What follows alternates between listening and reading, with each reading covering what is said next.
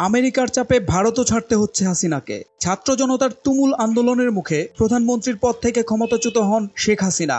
সেই দিনেই সামরিক হেলিকপ্টারে করে ভারতে পালাতে বাধ্য হন তিনি।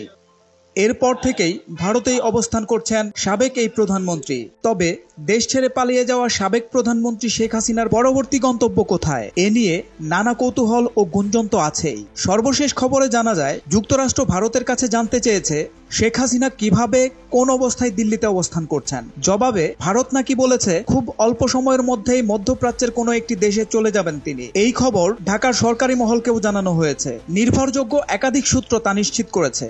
গত 5ই আগস্ট ছাত্র জনতার গণ আন্দোলনে পদত্যাগ করে ছোট বোন শেখ রেহানাকে নিয়ে ভারতে পালিয়ে যান শেখ হাসিনা। বাংলাদেশের সামরিক বাহিনীর একটি বিমানে তিনি দিল্লির কাছে গাজিয়াবাদের হিন্দন বিমান ঘাঁটিতে অবতরণ করেন। এরপর থেকে তিনি কোথায় আছেন তা আর প্রকাশ পায়নি। শেখ হাসিনার সঙ্গে থাকা কূটনৈতিক পাসপোর্টও বাতিল করে দিয়েছে সরকার। এ ধরনের পাসপোর্টধারীরা ভিসা ছাড়া ভারতে 45 দিন বৈধভাবে থাকতে পারেন। ইতিমধ্যে ভারতে শেখ হাসিনা প্রায় 2 মাস ধরে অবস্থান করছেন। কূটনৈতিক পাসপোর্টে তার বৈধভাবে অবস্থানের মেয়াদও শেষ হয়ে গেছে। এখন তিনি কোন স্ট্যাটাসে দেশটিতে অবস্থান করছেন তা পরিষ্কার নয়। ভারতের পক্ষ থেকেও বিষয়টি খোলাসা করা হয়নি। সোহেল মাহমুদ, দৈনিক নতুন সময়, ঢাকা।